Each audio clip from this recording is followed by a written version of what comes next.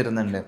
മെറിയുടെ photos എവിടെയൊക്കെ ഉണ്ടെന്ന് അറിയാം. നമ്മളെ പാഞ്ചാലിന്റെ ഫോട്ടോസ് ഫ്ലിപ്കാർട്ട്, ആമസോൺ, മീഷോ, മിന്ത്ര, ഇതൊന്നും നമ്മുടെ പെർമിഷൻ ഇല്ലാണ്ട എന്റെ ഫോട്ടോസ് യൂസ് ചെയ്തിട്ട് നമ്മൾ പ്രൊഫഷണലി നമ്മൾ ഷൂട്ട് ചെയ്ത മെറിയുടെ ഫോട്ടോസ് എല്ലാ മേജർ പ്ലാറ്റ്ഫോമിലും. പക്ഷെ നമ്മൾ 1500 സെയിൽ ചെയ്ത സാരി അവര് 500 രൂപ എന്നൊക്കെ പറഞ്ഞിട്ടാണ്.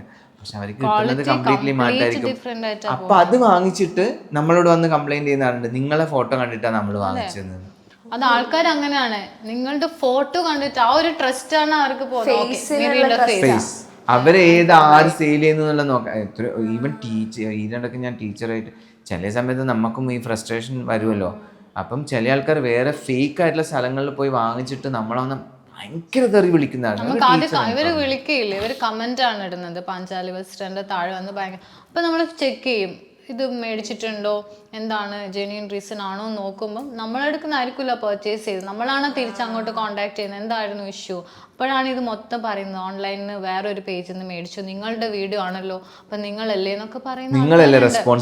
എത്ര പറഞ്ഞ് മനസ്സിലാക്കാത്ത കസ്റ്റമേഴ്സ് ഉണ്ട്. പാഞ്ചാലി വസ്ത്രയ്ക്ക് ഉണ്ടോ വേറെ ഫേക്ക് പേജ്?